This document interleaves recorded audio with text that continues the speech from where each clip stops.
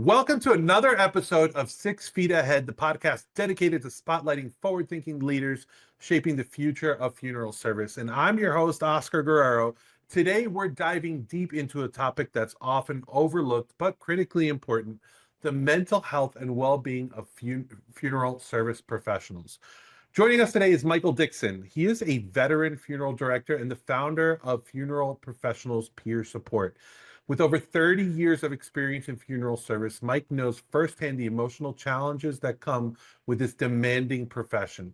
He established Funeral Professionals Peer Support as a lifeline, offering essential peer-to-peer support meetings. Mike and his team provide a safe space for funeral service workers to share their experiences, find community, and access crucial mental health resources, helping countless professionals overcome isolation, burnout, and addiction. So settle in for an insightful and heartfelt discussion with a man who's not only changing the conversation around mental health, but is also saving lives along the way. Please welcome Michael Dixon. It's a pleasure to have you on the podcast, Michael. Yeah, that's fair. How you doing? Great. Thank you. So I would love to start talking a little bit about your journey. I'm curious about what inspired you to create Funeral Professional Peer Support, and how did your background in funeral service shape your desire to really focus on mental health and wellness for professionals in this industry? The way it all started was really a story of my life. For a long period of time, I was dealing with mental health issues. I had some childhood trauma when I was younger. And like most people who experience trauma, what they do is they put it in a safe, they lock that safe, and then they put stuff in front of that safe. And that safe is never to be opened again. And what I did is I put drug and alcohol abuse in front of that. And that's the way I dealt with things. And started working in funeral service just shortly after my daughter was born. And I discovered I found my people. I was still dealing with a little bit of depression, but what really set it off is shortly after that, I started working for a sister company that this funeral home owned, and it was a mortuary service. We did removals of hospitals and homes, and we also worked closely with the police, the local branches of the police department here in Ottawa. So we were involved in murder scenes, car accidents, suicides, and I did that for about 3 years. And then went back into funeral service. And further along, approximately about 15 years ago, I went back into it again, this time as a supervisor, as a manager, and started doing that same work. And during that time, I was starting to get anxiety attacks, and the anxiety attacks that would make me pass out. And anybody that's ever had one knows they feel like a heart attack. And I would pass out sometimes driving. And then it got to a point where I was terribly depressed. I never wanted to leave my house. And then when I was at home, I was in my room. And that led to a few suicide attempts. And the final one, when I was sitting in a park, I made one last call, and that was to my doctor. And he actually got the ball rolling for me, and where I started to finally get help. And then I became very open about my mental health issues, and other folks in this industry who kept quiet like I did said, hey, we're going through the same thing. And that's how we basically started this. Wow, that's amazing. Before I move on and ask you another question, I'd like to thank you for being so vulnerable and open about this. I think that in order to inspire other people to seek out the help that they need, we need that from somebody, and you're that somebody. So thank you for that. I can imagine like the emotional toll of funeral service is heavy. Working in funeral services can be really taxing. So in your experience, what's the most common emotional challenges that funeral professionals face, and why do you think they go unaddressed? One area that we're looking at, or that we see, and especially during COVID and post-COVID, is burnout. Is the amount of calls that we're getting the fact that many places at work are short-staffed, and that certainly needs to be definitely addressed. But a lot of the issues are burnout, and for some reason, our profession is so afraid to be vulnerable and talk about our issues. I look at the American military, the Canadian military, police departments in the States and here in Canada. One reason why they are doing a little better or doing a lot better, and like as far as mental health goes, is because they said to the public, hey, we need support, we need help in this industry, because not too many people know about it or really want to talk about it. We saw it during COVID. We see all the time whenever there's a disaster, like in Texas or a shooting here in Nova Scotia, we hear about help coming in to help the first responders. If there's a school shooting, help the students, the teachers. You never ever hear about mental health help for the funeral professional. Yeah.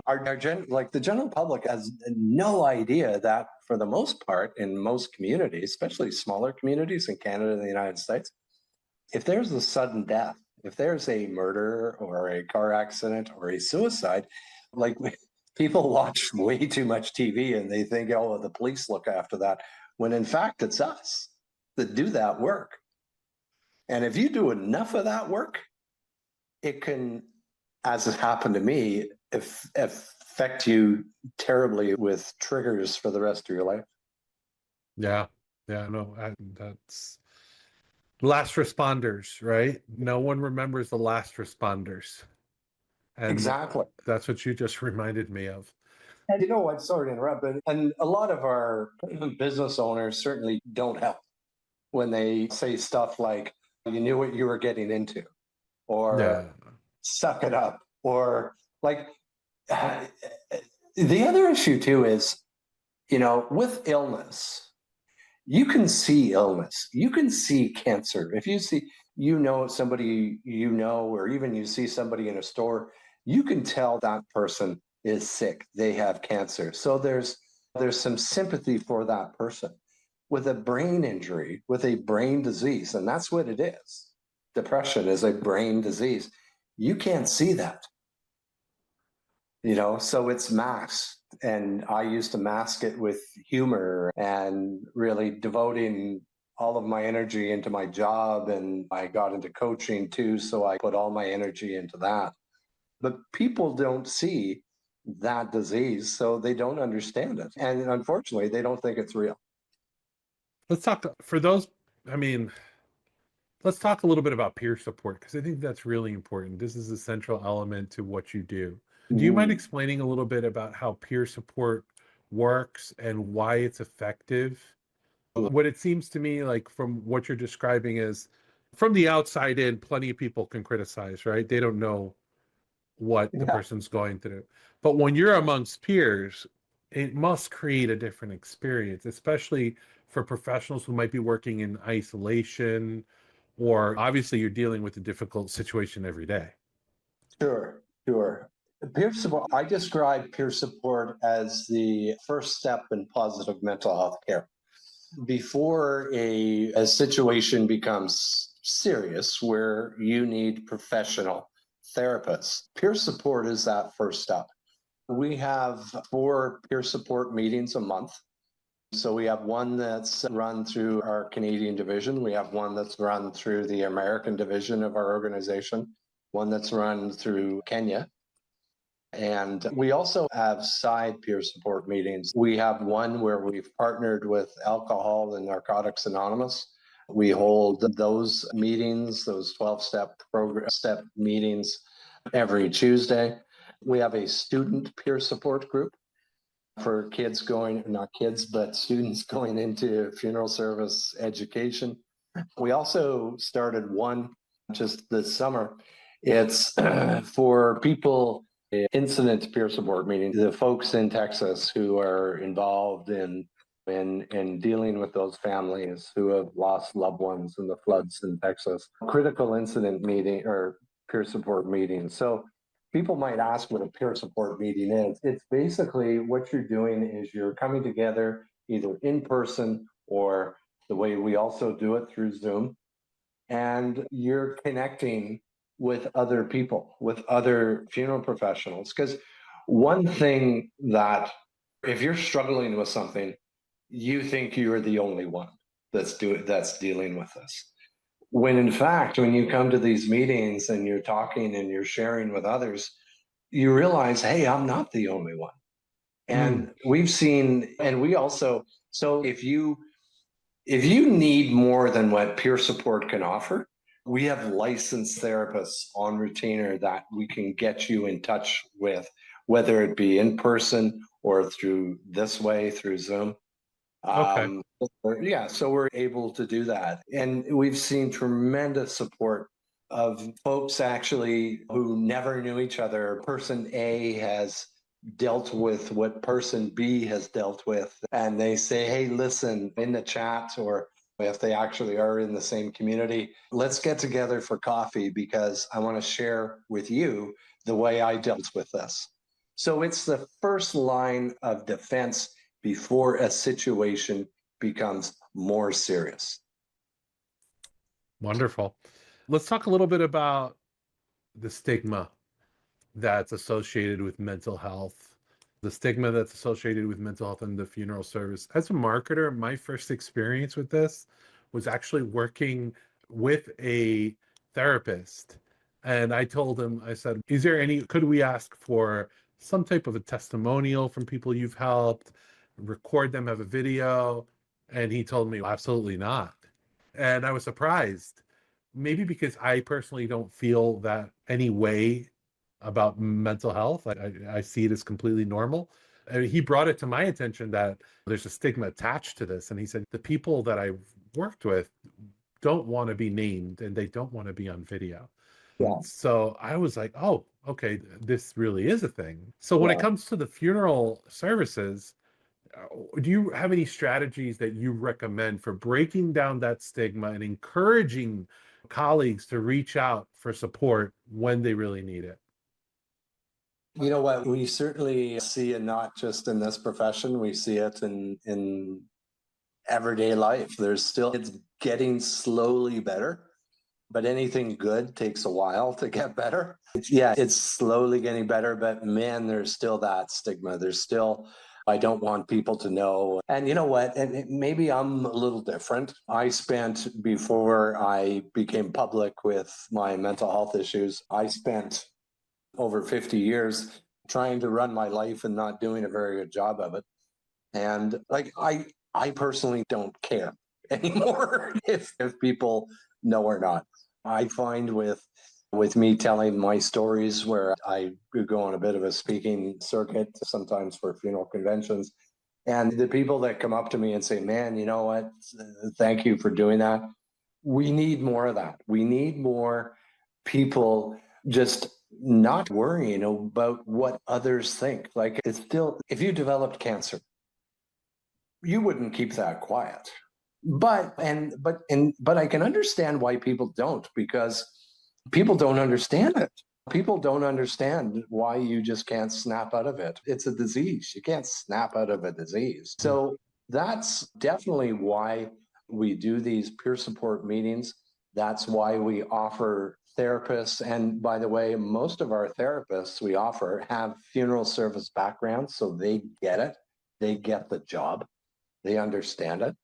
One thing we're doing, and we've partnered with an awesome organization, and quite frankly, I think this is going to be the savior of funeral service. We've partnered with Continuing Vision in offering mentorship programs to students, to people in the apprenticeship program, newly licensed people, because we all need those mentors. We all need that someone to kind of guide us through and help us through the early years of our profession.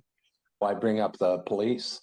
The police and the military, both in Canada and the United States, have been doing mentorship for years. You don't just become a police officer and hop in a police car and off you go. No, you're trained in how to be a police officer. The most famous mentoring program is professional hockey, the NHL. The NHL has been doing mentorship for years. And I use the example all the time of Sidney Crosby. When Sidney Crosby was signed as a professional athlete, they didn't just give him a multi-million-dollar check and say, okay, go have fun. No, what they did was they got him to live with a veteran. So he lived with Mario Lemieux, and Mario Lemieux taught him how to be a professional athlete. Don't be going out all night, and taught him how to buy a house and buy a car and use his money properly. That's what this mentoring program does. It teaches you how to be a professional funeral director and teaches you that, hey, you know what? You're going to have some down days and some good days. And knowing that person is there, that's definitely something that we're really excited about partnering with Jeff Holcomb at Continuing Vision. And because you know what? We really want to keep people in this profession. We're losing way too many talented people and amazing people. We want to keep them. Absolutely. Absolutely. Yeah. I hear that a lot. When it comes to, we partner with funeral homes to try to help them any way that we can with the skills that we have over on my team. And it's funny, when I entered this, the first funeral home I worked with was a funeral home that needed help growing. But I more and more encounter funeral homes that need help attracting the right talent Yeah, because there's this turnover, but then the turnover has a lot to do with leadership as well. So not totally. I would love to talk a little bit about leadership in this, right? Like basically, how can leadership in the funeral home help integrate like mental wellness, either training or support for their staff as that staff grows? Yeah, you know what? It all comes down to good managers, good owners. It all comes down to management training. And it's not just in funeral service, it's in every profession. And I use this example a lot, but there's usually three reasons why somebody is promoted to a manager or a supervisor. First reason is usually friend of the owner or knows the person above them. Second reason is made a lot of money for the company. The third reason is saved a lot of money for the company. What is missing there? What's missing there is this person that I want to hand the keys over of my multi-million-dollar business. Is this person a leader? Is this person others will follow? Is this person respected by the staff? Because, man, there's a lot of people in management positions that have no idea how to be managers. Not to use another hockey reference, but Wayne Gretzky, probably the greatest hockey player of my generation. He doesn't coach anymore. Do you know why? Because he sucked at it. Like, Lousy coach. you know, Great player, lousy coach. yeah, just because you're a tremendous employee does not mean you have the people skills Yeah. to be a supervisor, to be a leader, to be a manager. And we need to stop, and it's really prevalent in the funeral profession. Just because your last name matches the name on the door doesn't mean you should be a manager. So it's so important to bring in good quality management training. I can't tell you the amount of emails and phone calls we get from people and their major issue, the mental health issue they're having is toxic workplaces. We can fix this. What we find, or our organization finds, it's not the amount of work. They can do the amount of work. It's the toxic atmosphere in workplaces that really needs to change. And not only in funeral service, but in every business. So it's so vitally important to have good management training. And that's something that our organization is certainly looking at. I think our profession definitely, like, what is our profession about? It's about caring. It's about looking after people. We could be the gold star. We could be the profession that other professions look to see how things are improving. In our profession, it is improving. I really hold out hope for, because I sometimes I'll attend these student peer support meetings, and man, we have an awesome future if these people get into management. I'm really looking forward to that. I'm 60, what am I, 61 now? I'm in the twilight of my career, right? So I really look forward to the future. That's I agree. I agree with everything that you said. I don't know if you've ever heard of Simon Sinek, but if not, that's I highly recommend both the stuff that he's written, the videos he's shot. He's great on leadership training. Yeah. I think the title of his book, one of the books he wrote was like Leaders Eat Last.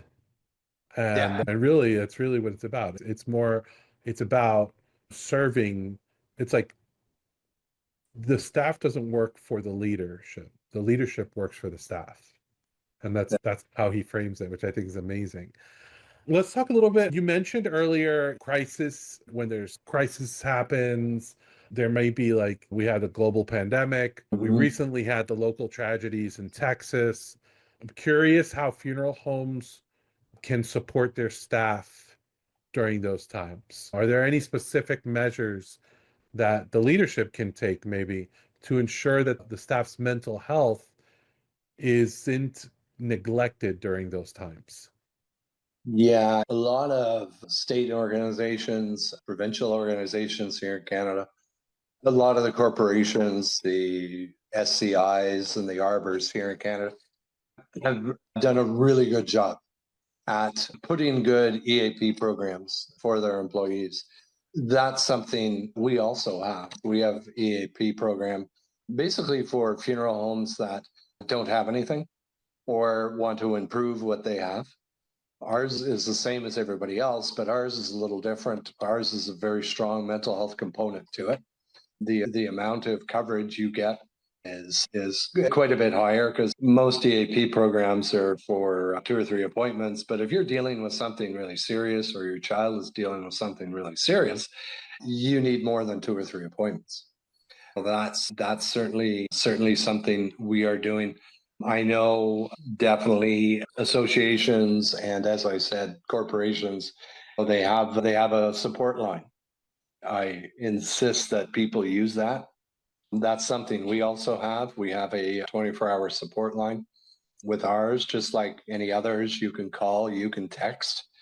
Don't go to bed at night worrying about something. These numbers are here for people. And it's important that businesses, funeral homes, really notice their staff, and when they kind of look overwhelmed, or they're not the same normal jovial person, or maybe they're even a little too jovial, every once in a while sit down or come up to your staff member and say, hey, how are things going? How's your family? Ask some questions. And if there's something that person is dealing with, 9 times out of 10, when they start asking questions, it'll come out. But a lot of people are so afraid of giving advice, giving mental health advice, because it's a serious illness. But sometimes people just want to talk. Lots of times I take calls even from people where I don't say anything, I just let them talk. And if I don't offer advice unless they ask for it. But like, a lot of people just need to get it out. Yeah. So constant checks on your staff is a good idea. I know sometimes you brought up the tragedies that we all experience, and I know the police do this and fire do this. They have talk downs afterwards. And right afterwards, what is different with us is we go back to those people in a month, in 3 months, in a year, because that's normally when the trauma happens. It's usually not right after. And I can speak to my experience in this. When I've gone to a murder scene that was really awful, they're all awful. I was working in the time where we didn't do this, or we went to a bar and had our talk down. But I didn't normally, I was fine right after. I was fine. It's a couple of weeks later. It's a month later when you're having trouble sleeping at night, when all those memories come back to you. I can recall personally, being in a home where there was multiple deceased, it was a murder. And we were told that one of the deceased was in a closet. When you go to those scenes, you're job focused, right? You don't walk in and go, "Oh my God, this is awful." No, you're job focused. You go in, you do your job, just like any professional would do. And we were told that one of the deceased was in a closet. So we went, "Oh, okay," and opened up the closet and looked after her. Then it was like 2 or 3 or even a month later, I'm thinking to myself, wait a minute. She was in the closet. That means she was hiding. So then you start thinking, oh my God, what were her last moments like hiding from this perpetrator? So a talk right after probably wouldn't benefit me very much. But it's so important to do these talks or check in on your staff, which, you know what, a lot of corporations, and I mentioned SCI again, they certainly do. And that's something we do is later on, a few weeks later, or a month, or even the anniversary of it. Or what I found too, and when the trial came up, all those old memories came back to me again. And that's when I really needed to talk to somebody. Okay. Thank you. That's actually a perfect segue to my last question, which is basically just if there are funeral professionals out there that would like to get in touch with you, would like to learn more about funeral professional peer support, what would be the best way that they could contact you?